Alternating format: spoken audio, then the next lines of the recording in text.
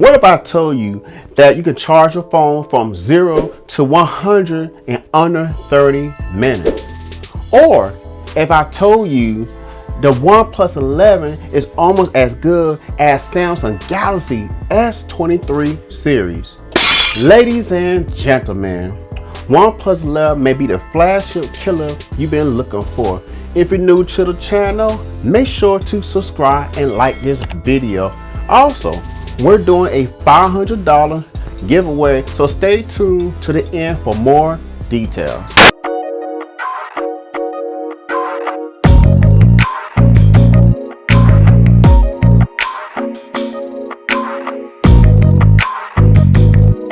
The OnePlus 11 is a great phone if you factor in the great price set of $700 because you're getting the latest Snapdragon 8 Gen 2 processor. Let's start off with the design.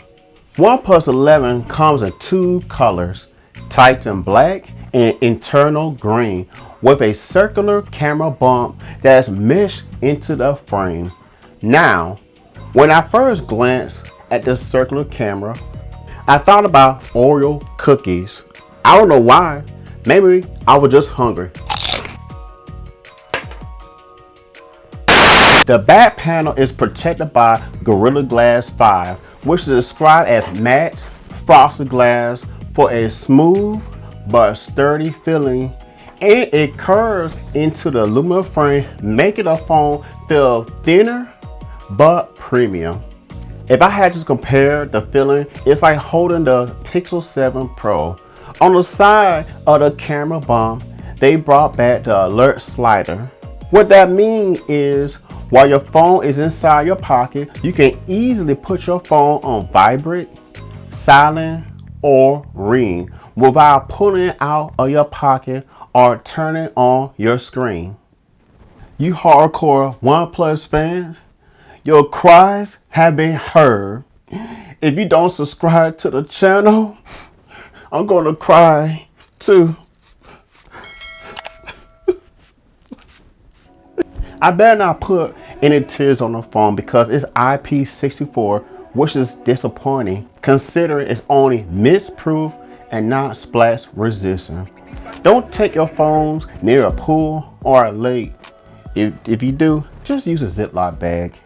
Maybe next year they will go with IP68. The screen is impressive. It's a 6.7-inch QHD Plus display corner to corner with thin bezels. It's a 1440p resolution, a 120Hz refresh rate. You also get Dolby Vision and HDR Plus and 10-bit color depth, which makes the color accuracy pleasing to the eye. With LTPO 3 technology, you can change your adaptive refresh rate from 1 to 120 Hz to preserve your battery. My only issue is with the display, it doesn't get as bright as some of its rivals, especially if you take it outside during the daytime. The fingerprint scanner is fast and snappy. OnePlus decided to future-proof their phone with Wi-Fi 6, Wi-Fi 6E, and a brand new Wi-Fi 7. I'm not done yet. Just continue to listen. They also have UFS 4.0, the fastest storage, and LPDDR5X, which is the fastest memory available up to date. This phone will definitely age well in the years to come. If we look at the chipset, the new Silicon from Qualcomm Snapdragon 8 Gen 2 offers considerably higher CPU performance and efficiency. The OnePlus 11's interface is Oxygen OS 13 while running Android 13. But if you're familiar with Oppo's Color OS, it's based identical to Oxygen OS.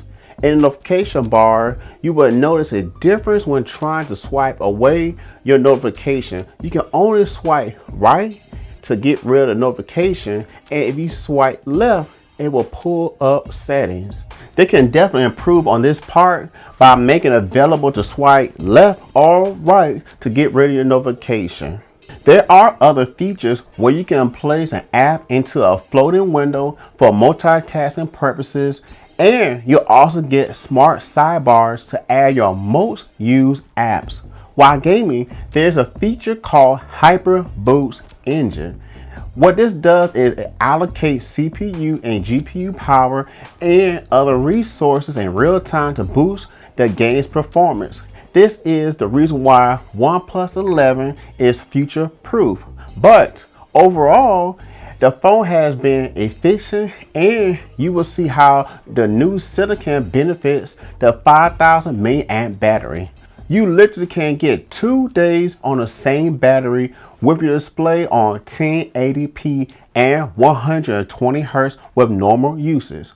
Or if you change your display screen resolution to 1440p and leave it at 120 Hz, you get a full day and a few hours into the next day. OnePlus shipped out an 80-watt fast charger to US consumers, and the rest of the world is getting a 100-watt fast charger. Makes me think, why Samsung hasn't done this yet? Anyways, with an 80-watt fast charger, you can literally fully charge your phone from 0 to 100% in 27 minutes. But if you have a 100-watt charger, you can charge your phone in 22 minutes. And the charger brick is USB-A instead of USB-C. Now, this is where OnePlus took some shortcuts. It's a shame there's no wireless charging, but the trade-off is, in my opinion, is better because you'll get an 80-watt charger instead. Honestly, not having wireless charging isn't a big deal to me. It may be a big deal to some of you guys, but to me, it's not a big deal. Now, the Oreo shaped Hasselblad camera has 3 main sensors. You have a 50 megapixel main, 48 megapixel ultra wide with 118 degrees field of view, 32 megapixel telephoto lens with 2x optical zoom. The main camera gives off excellent picture quality. The colors pop out and a lot of textures are smooth. The dynamic range is also great for displaying vivid colors with balanced sharpening in portrait mode. Even with skin tones is processed well. 2x zoom shots are excellent with plenty of details in high contrast. The 12 megapixel ultra wide camera macro is autofocus, and surprising, it shows off a lot of details. In my personal opinion, the quality is really good. Now in low light, the auto night mode. Net mode processing is automatically used to give off vivid colors, and it reduces low noise but gives off excellent dynamic range. If you notice, you don't get a lot of excessive brightness that we see in a lot of pictures. The 16 megapixel selfie camera is also good and gives off really good colors as well. Video. The highest quality goes up to 8K at 24 frames per second. The overall quality is decent. I personally wouldn't use it right now. And honestly, the reason why I wouldn't use it, because as you can see, there's a lot of stutters and stuff. Even when I was out there recording, it's so noticeable, all the stutters and jittery. So right now, I just think, again, 8K is not worth using at the moment. But instead, I would use 4K at 30 frames per second, which looks really good and colorful. Even in low light, the quality is pretty good. Overall, this is a good phone. You have the latest hardware and software, and the phone is future proof. Do I recommend this phone? I do, actually. I really think this is a good phone at the price point of $700. Now, onto the giveaway details. There's a link in the description below to sign up, and the only thing you have to do is subscribe to the channel. That's it. Just subscribe to the channel. Now, if you want to be into more entries and stuff, the better your chances. Like I said, you have to click on the link to register. That's all you gotta do. And then when that day comes, we will do that drawing. And like I said, all the details and information is in that link. And if you like the top 10 series, futuristic series, a hardcore tech reviews like this one, then subscribe to the channel because you're in the right spot. And please like the video. Until next time, guys, I'll see you guys later.